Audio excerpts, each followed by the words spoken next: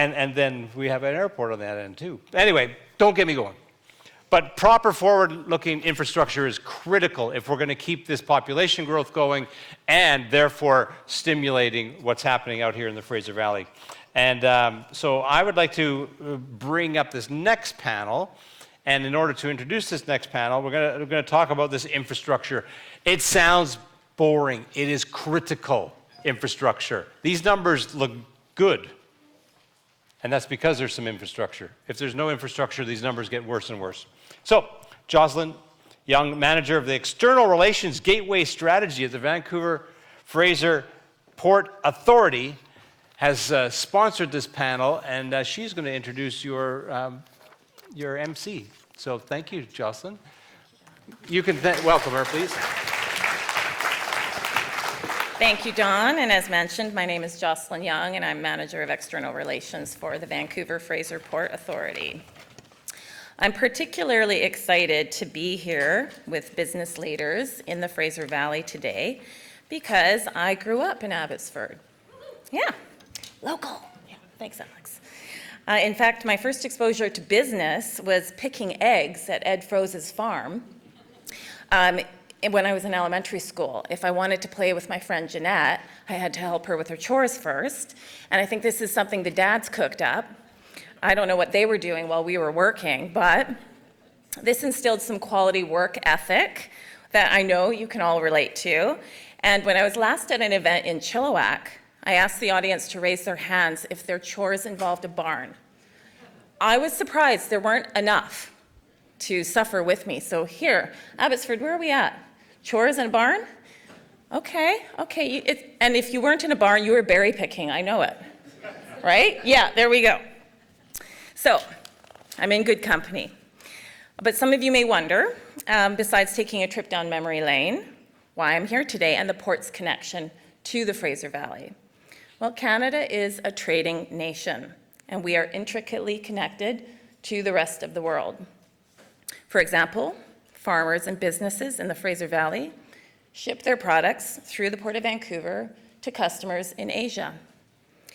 Businesses across the country need the port to get their products to market. And various businesses here and across the province rely on trade through the Port of Vancouver to access goods that people in their communities rely on. Everyone sitting in this room is impacted by what happens at the port, but perhaps more importantly, we are impacted by what happens here. Hello, floods. In case anyone needed to have a different perspective, when I was watching what was happening out here in my hometown and through Chilliwack, I thought, everyone's saying, oh, you guys are cut off from the rest of the world. And my thought was, no, you're cut off from us. That's the perspective you guys need to have. So, ultimately, everyone sitting in this room is impacted by what happens at the port, and we're impacted by what happens here. We're all interconnected. Our next panel will discuss infrastructure in the Fraser Valley and why connections to and from here matter. From highways to transit lines, critical infrastructure ensures that the businesses of the Fraser Valley can efficiently move goods and people across the region.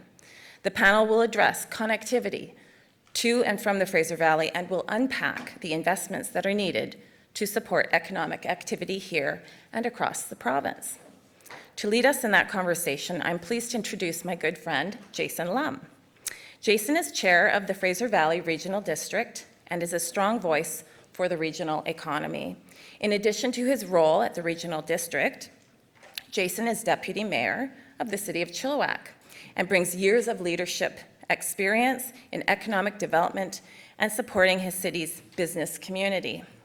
What the bio doesn't say, and that I have observed, is that Jason is incredibly good at bringing together diverse perspectives for positive outcomes. Please help me welcome Jason to the stage.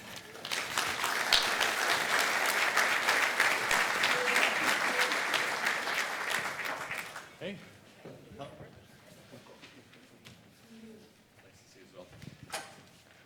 Hello. You can see me. All right. Why don't we just get our panel to come on up? We're going to make up some time here.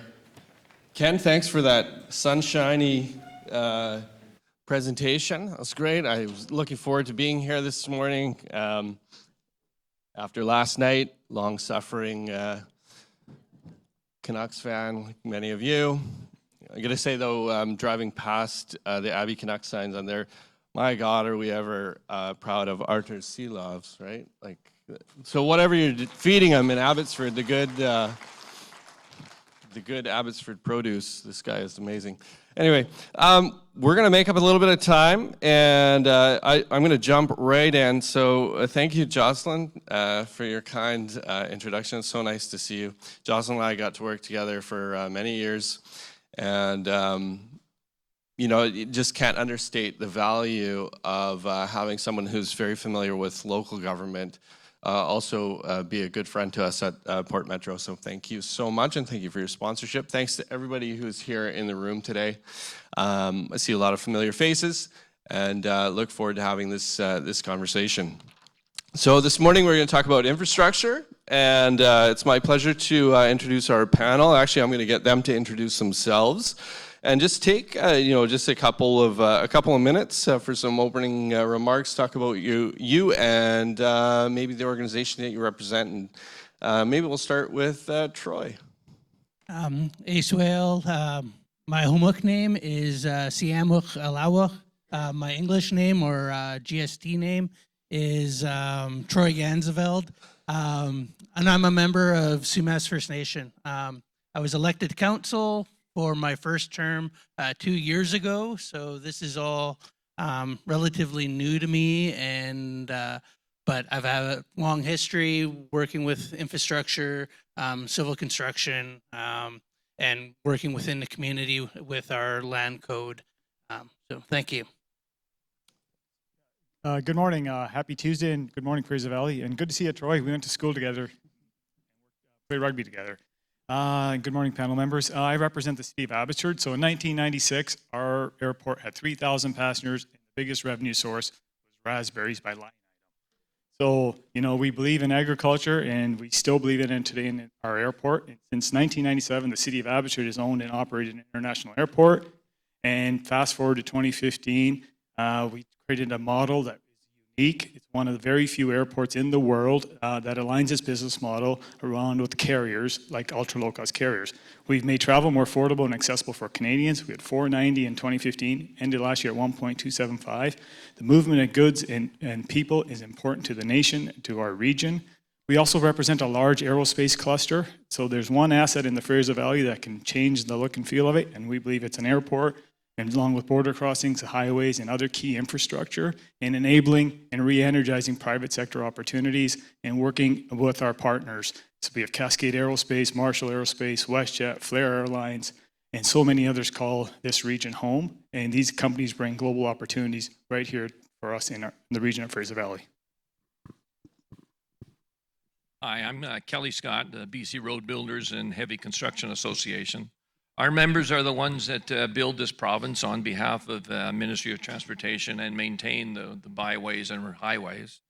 Our claim to fame, to what Jocelyn was talking about earlier, was when we got hit with that atmospheric river in 2021. We got a 911 call from the ministry about 3 a.m. And what is known throughout the world is how the industry reacted to this province in need, this country in need. We were shut down. And the resounding answer from the contractors was to the government, what do you need and when do you need it? We have people, we have resources. There wasn't an ask for a contract, there wasn't an ask for a handshake, it was just done over the phone. It's that relationship that has allowed this province to go forward over many years, and it's something we're very proud of. And as I go back and forth on the highway today, it's still those contractors working there. So our industry is alive, it's well. We have capacity. We have kids that are all coming off the Site C, coming off that pipeline that you and I own. They're looking for work. Our members are looking for work to work for you as we develop the Fraser Valley. Thank you. Good morning, everyone. My name is Kevin Volk. My name is not Minister of State Dan Coulter. He sends his regrets. He did want to be here today, but I'm very pleased to be here on his behalf. I'm the Assistant Deputy Minister with the Ministry of Transportation and Infrastructure. responsible for major projects and infrastructure in our engineering department. As Kelly mentioned, between the ministry and the road builders, we're doing a lot of work across this region, in particular on Highway 1, and looking forward to discussing all of that infrastructure work in the session today. Great. All right. Well, let's jump in. So we're talking a lot about obviously Highway 1. Is a big ticket item, and we looked at some of the spending from the province on this, and of course we welcome it. But why don't we talk a little bit about that investment? What's entailed? What can we see? What can we expect to see here in the future? Kevin, go ahead. Sure. Thank you. So as you all know, the widening of Highway 1 is moving eastward. We're done up to 216. Currently 216 to 264 is underway, and completion anticipated for 2026. And then beyond that, the next phase is moving out to Mount Lehman. Contracts are out for tender right now to look at the widening of Highway 1, improvements to 264, improvements to Mount Lehman, improvements to Bradner. That work is slated for completion in 2029. I know that can't come soon enough, but the work is underway to be able to move that forward. And beyond that, we know that things don't end at Highway 11. That work needs to continue out through Abbotsford and ultimately into Chilliwack, into the areas that were impacted by the floods. There's a lot of work being done to understand the nature and the cause of the flooding through the Sumas Prairie and what works best. But there's an intense focus as well on understanding what can be built as we move east of Sumas Way, and being able to widen the highway there as well. Perfect. And just maybe from any of the other panelists' perspectives, do they want to jump on this? And what does that highway widening do in terms of unlocking some of the potential or some of the economic opportunities here in the valley? And I don't know. I know Troy. We've talked about this before, but. Okay, yeah, I can take that. I mean, part of the problem with Highway 1, that from Sumas's perspective, is it bisects our community north and south. In the early 80s, work was done. They took out the level crossing that we had with close to our community, and it put all the traffic into the Watcom Road interchange. So that creates problems with future development for our community, which is only like 600 acres. Currently, we are in the process of additions to reserve, which will increase the acreage for development. So the interchange stuff, with widening, all of that does create the potential. But I think with that, we are also working with the City of Abbotsford and some non-government organizations about getting, sewer treatment facilities for the community and for any potential economic development moving forward. Some of the other infrastructure that would be needed would be improvements to the water system for capacity, and the hydro, to be honest, BC Hydro doesn't have enough power to help with all the development that the nation is trying to push forward. It's interesting you touch on a couple of key other pieces of infrastructure that will help kind of unlock some of the economic development opportunities here in the valley. And I'm always excited about talking about the opportunities here that we have in the valley and the potential that we have. And one of the great pieces of infrastructure that we all benefit from here in the valley is the airport. And Parm, you hinted at it in your opening remarks a little bit, but talk about the airport and talk about kind of, for some people in the room, they might not know, we've got, a couple of world-class carriers that are there operating out of there. You guys, why don't you give us a bit of a rundown on what's going on at the airport? Yeah, there's a lot going on there. There's 2,000 jobs at our airport, and these companies do work all the way up through the region. People live and work and play within this region. It's the most livable area in North America. An airport is an economic enabler. It is a highway. We just happen to land planes, but the aerospace jobs are a multiplier to the local economy. Like the work that gets done there and the work that gets done at other airports in the region is very important, like Chilliwack, Pitt Meadows, Boundary Bay, Langley. They all represent a unique opportunity. The key, in my opinion, is multimodal, digital, open platforms, connected platforms, air, ground, air, investment in all infrastructure, but all different modes that enables a good balance between private, public. Public infrastructure is not cheap. There's never enough money. Some of the infrastructure at the airport, it costs a lot of money, but we build high value infrastructure. We've reinvested $100 million back in that asset as a city of Abbotsford, and as an airport, we're not supposed to cost the taxpayers any money, so we have to do it out of our own revenue stream, and we have no debt. It's very unique, and there's always an opportunity of connectivity of all modes. Thanks, Parm. And Kelly, from your perspective, you talked a little bit about, your members and the work that they've done. Actually, I want to take an opportunity here while I can, as I don't think we've ever spoken, but I do want to thank you on behalf of the Fraser Valley for all the work your members did during the Atmospheric River event. It was one resounding, that's worth a round of applause, I think.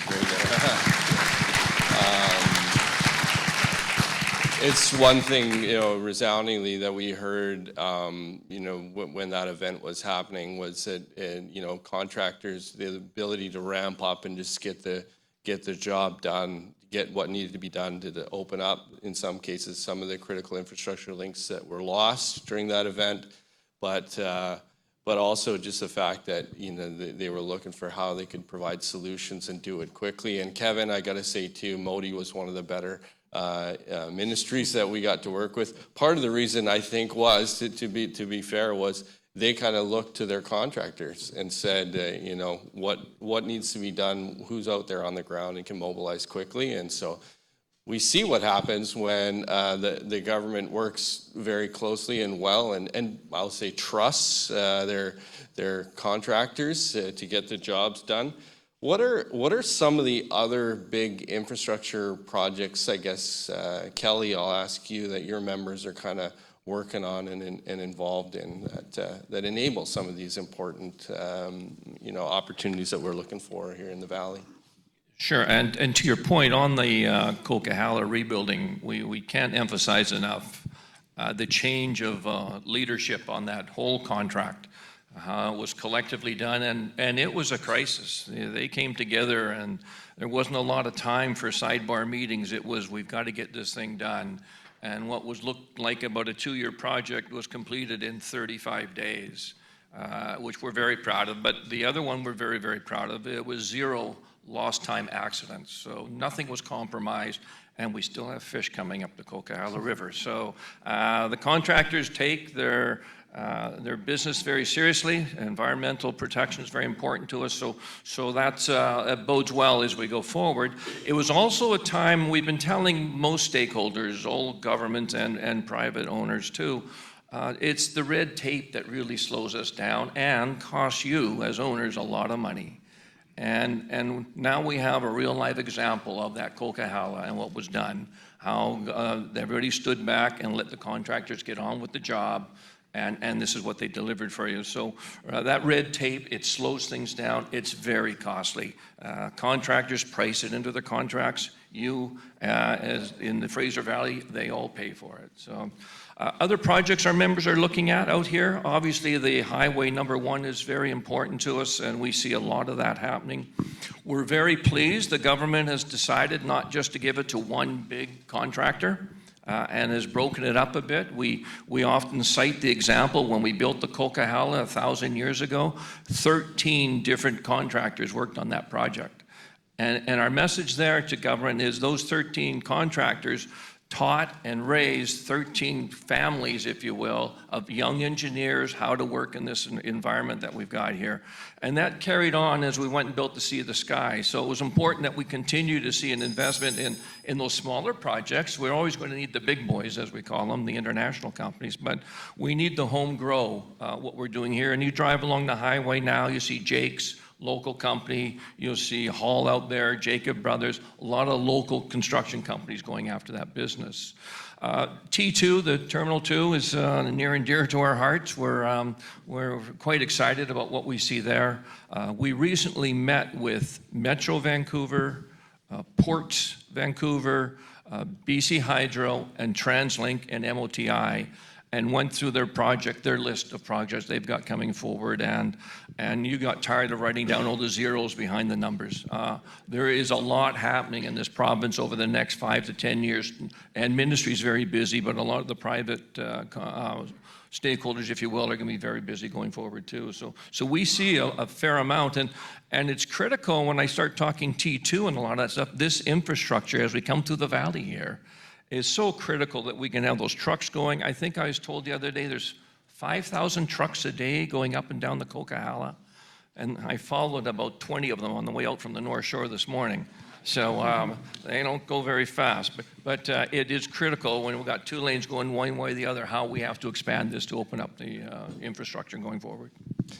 And Kevin, you talked about it. We talked a little bit about the widening, but what is it's actually what's in the plans, I guess, in the work plan from the ministry on dealing with some of the interchanges that will also need to get upgraded and stuff like that. Have you got commitments for federal dollars, contributions on that as well? We know that our colleagues out in, I think, Langley kind of helped contribute when there was interchange upgrades required out there, but it set a little bit of a precedent with local governments now being asked to come to the table in a pretty significant way on pieces of provincial infrastructure that we weren't necessarily asked to before. But is there a planning along the way as you widen the highway to widen the interchanges? And then Troy, I'll go back to you because that's one bottleneck that maybe you want to have an opportunity to put a plug in there for as well. But go ahead, Kevin. On your question of interchanges, there certainly is a plan to upgrade the interchanges as these projects are going through, whether it's 232 or 264 or Mount Lehman. None of those are going to be left alone as the highway is moving through. In most cases, you actually have to move the abutments to be able to fit a widened highway underneath. And particularly at major junctions like 264, they're going to be standalone projects on their own to ensure that the connections and the capacity and the connections to things like transit and active transportation that maybe weren't thought about when the original highway was built are being incorporated as well. So yes, absolutely. And also answering the question of what do those interchanges access and who do they serve? And while we've got the equipment out there, making sure that construction is being done as well. With respect to federal funding, specifically on your question of the Fraser Valley, there is no federal funding for the Fraser Valley widening at this. There is for the 216 to 264 project, but not for 264 eastward. The federal government works on a kind of a program basis. There's no program in place right now for funding highway infrastructure. We are benefiting from federal funding for the Surrey-Langley SkyTrain project. They're contributing $1.3 billion there. So where they do have programs in place, like for transit, the province benefits greatly from those. But it's an ongoing conversation. Our Minister Fleming and Minister Coulter, as well as the Premier, are very engaged with their colleagues in talking to the federal government about the need for sustained funding for all types of infrastructure, and in particular, road infrastructure that can sustain goods movement and community growth. So if you're taking notes here, this is a good one to double underline that we heard, if you're talking to your federal MP or your prospective federal MPs, perhaps in your advocacy, talking about the need for that long-term federal funding opportunity for this piece of infrastructure. And of course, we would always like to see that be committed to extend out to Chilliwack. The language, of course, has been, to explore or to look at, opportunities out to Chilliwack. We don't want to just move the congestion bottleneck down for many, many obvious reasons. But Troy, we talked a little bit about just that the interchange upgrades and some maybe short-term opportunities, and you mentioned it a little bit, but that interchange out near Semá there is a challenge right now for you.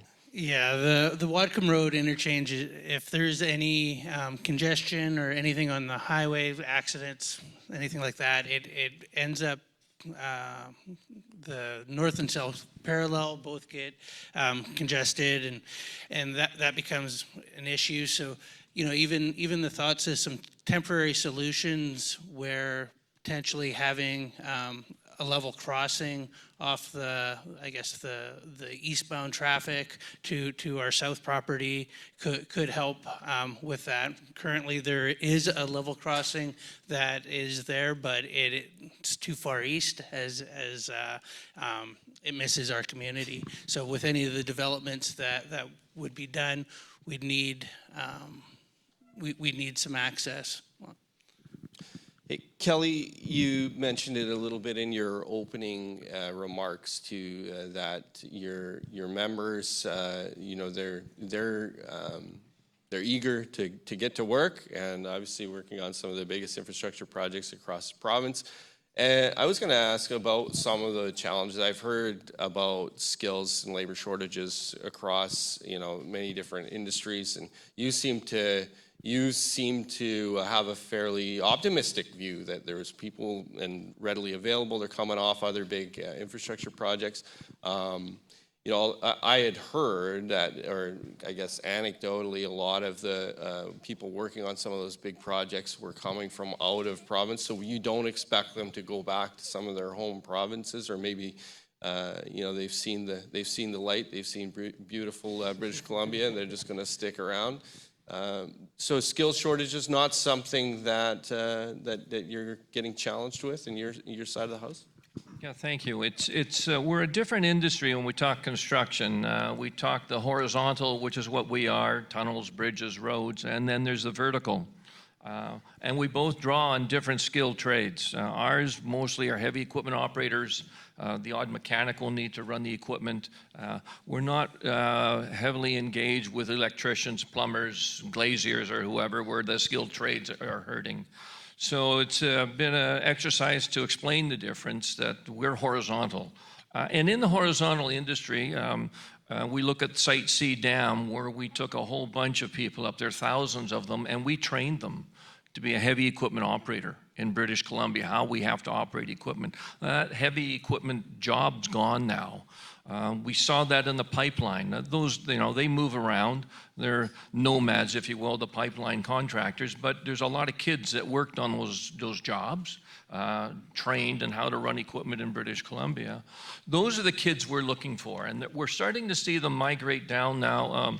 Part of our association also has contractors who look after the highway maintenance throughout the province on behalf of the ministry. They're telling us in the Lower Mainland that they've hired a bunch of people that they never saw before who are coming off the jobs up north. Tired of living in a camp up in Hudson's Hope, tired of that nomadic life, if you will, with the pipeline. So we're starting to see those people coming down, which bodes well for British Columbia, because we've trained them. We don't want them to go back east or south, wherever. We like them to stay here. So from our side in the horizontal construction industry, there is a pool of talent out there that we can take to another level. Thanks, Kelly. Parm, one of the advantages with YXX is that you guys are an ultra low cost. You've got ultra low cost carriers there, and it strikes me. You and I talked a little bit about this too in some of our conversation about, you know, the opportunities that are opened up when people can utilize air travel. You know, in a lot of those cases, it was cheaper than a Greyhound ticket when Greyhound existed. Now it doesn't, of course, but you know, talk about the ultra low cost models and what that opens up in terms of moving, you know, people around the province and other provinces. Yeah, so an ultra low cost airport, it's not cheap. We fund our infrastructure 100% and as we need it. It's just a disciplined business model around your core business. And we enable ultra low cost carriers. We're the highway, we're the platform for business, and Flair and WestJet are the business. And we've stimulated since 2015 passenger demand like no other market is. We represent the second largest population base in Canada, so we have a significant opportunity that is ahead of us as a region. So we had fares as low as $9 to Edmonton. People were going to Edmonton to go get a haircut. They're going shopping for the day.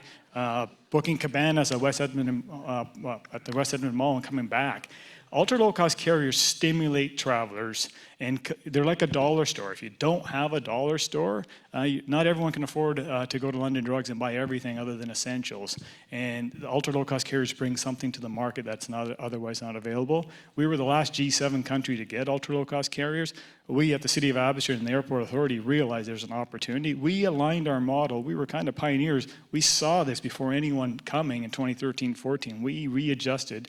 And the data shows we hit one way out of the park, but the brand is always Canada, and the consumer will own the consumer, and the consumer is being empowered. And we were turning into like the Vegas of Canada last year.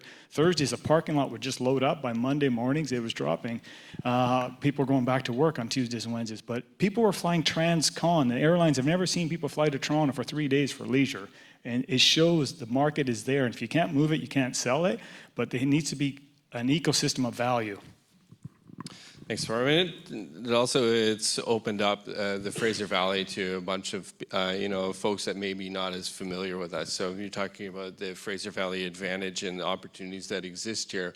We're welcoming a whole new generation of people into the valley for both tourism and for folks that come and work on some of these big projects. They stick around, they see the light and stick around here. But that population growth does open up challenges and opportunities here. In some of Ken's slides, you saw out-migration into Alberta, but there is a slide, or maybe he didn't have, but you're looking at the out-migration in particular from Metro Vancouver into the Fraser Valley. And those numbers are actually incredible. The trend line on that is actually up. So what we do see is that even though Metro Vancouver is growing, the number of folks leaving Metro Vancouver and moving into the Fraser Valley is significant. In fact, it's the largest it's ever been in the last number of years since I've been on council and involved. We're going to make up a little bit of time, so this is kind of my last question to all of you. And it's about something that is incredibly important. It was referenced earlier, the atmospheric rivers and building that resiliency in our infrastructure here, in particular in the valley. What are some of the steps that are being taken, or what are the steps that you'd like to see being taken in terms of infrastructure to better protect and set up the valley in a position where we're not as at risk for these major climate events that we can see moving forward? So, do you want to start, Kevin? We'll just move down to you, Troy. I mean, one of the things that was really clear with the atmospheric events is that when these things happen, it's a system, right? I mean, the reason that the impacts across both in the mountains and the valley and even on Vancouver Island, why things were so severe, was a number of factors, and it was almost the perfect storm, to pardon the pun. But I mean, you had ground hardened by forest fires, you had an unusual snowpack, you had just the right temperature, you had just the right intensity of rain, and it caused significant impacts.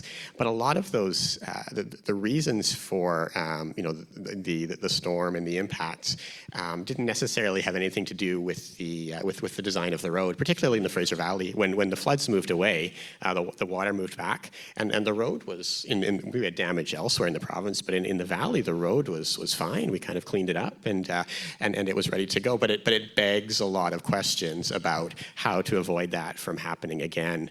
And the solution probably doesn't lie necessarily in super engineering the road. It's in understanding the system. I mean, there has been a lot of discussion about the causes, and obviously there's been a lot of changes in the valley, in terms of the lake being turned into agricultural land and other things. And the solution to that isn't going to lie within the Ministry of Transportation and with our road building contractors and simply saying, this is the engineering solution to this. We need to step back, and it's happening at all levels of government to understand, why this happened and what the best mitigation measures might be to ensure that, I mean, from our perspective, the highway doesn't flood again. But obviously there were much broader impacts to the valley in terms of all of the flooding and the impacts that occurred.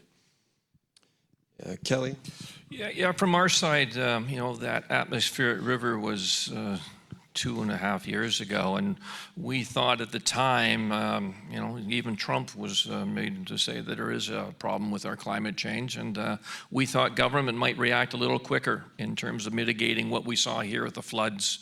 But we understand they have to understand what's going on.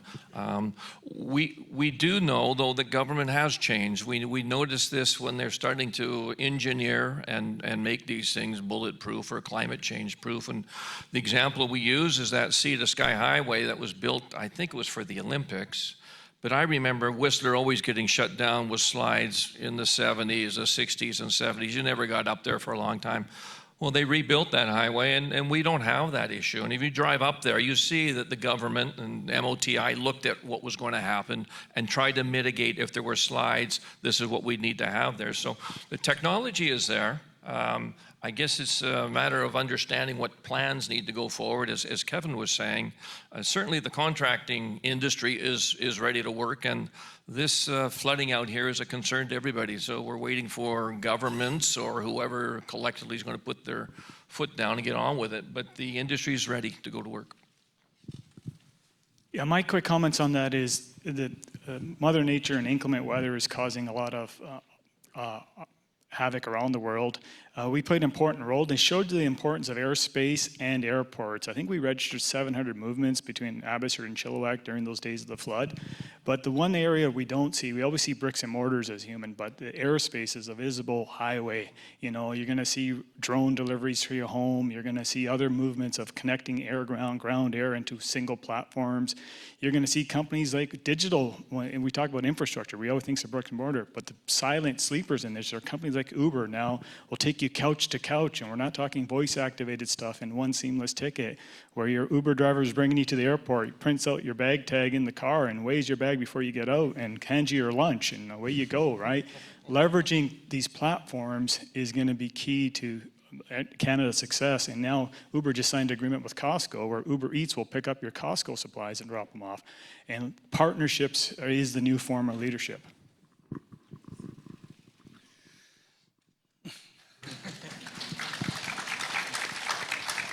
Are they a lot of excited Costco shoppers, or was I'm not sure.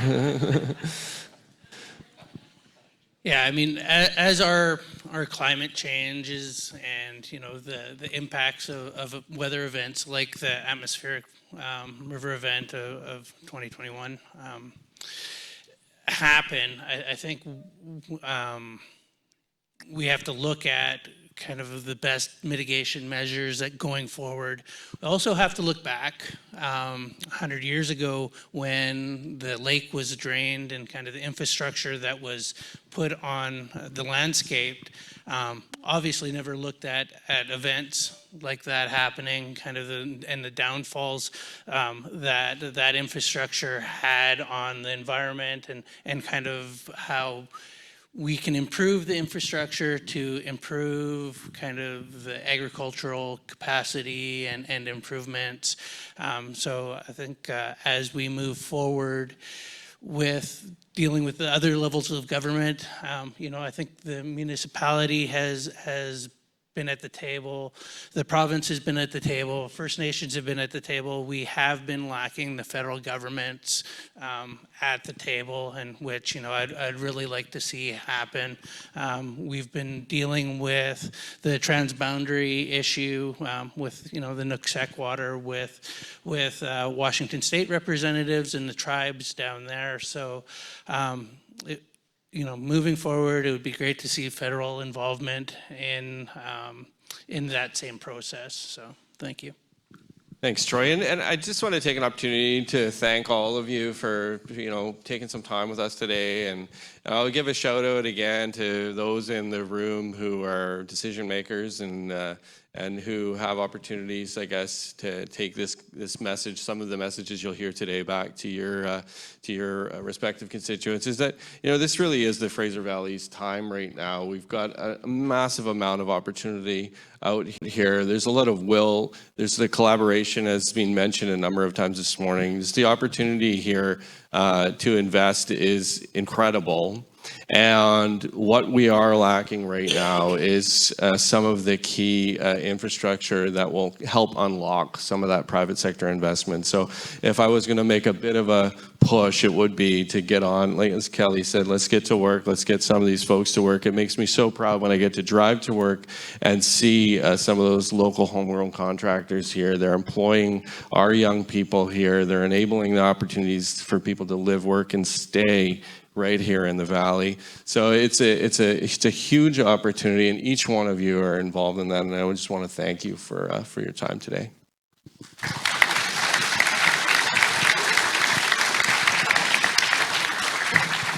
And Al